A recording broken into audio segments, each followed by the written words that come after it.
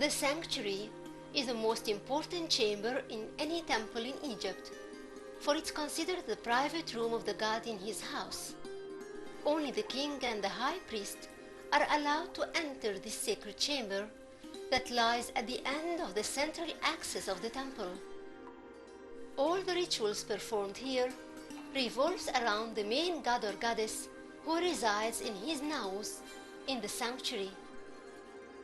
It was called in ancient Egyptian Set Weret, or the Grand Throne, which is the same name of the king's throne, each crowned in his place, where worshipping rituals and offerings are presented. In the middle of the sanctuary, a base or altar was placed for the rest of the naos, or the sacred bark, where the golden statue of the god is placed. It was considered a secret bigger than all the secrets of the world and the nether world, and more hidden than the dwellers of the eternal world. So it has to be sealed and placed in its private dark room. This statue was the center of the daily services of the temple.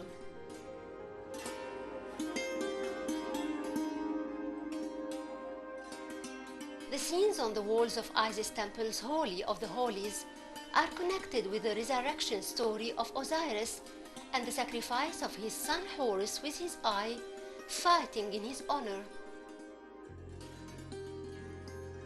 Here, he is seen held by his wife goddess Isis, who spreads her wings to protect him. Meanwhile, he presents Horus with an eye, substituting his lost eye. Isis is represented suckling her son twice.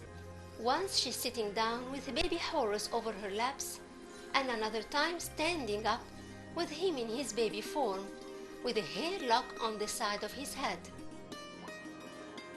In other scenes, Isis cries hard beside Osiris' coffin, while Anubis, the mummification god, stands above it.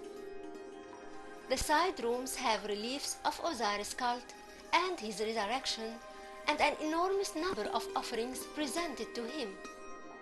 So in the sanctuary and its attached rooms lies the core of the mythology of Isis, Osiris, and Horus, where she recorded the story of one of the most important religions in ancient Egypt.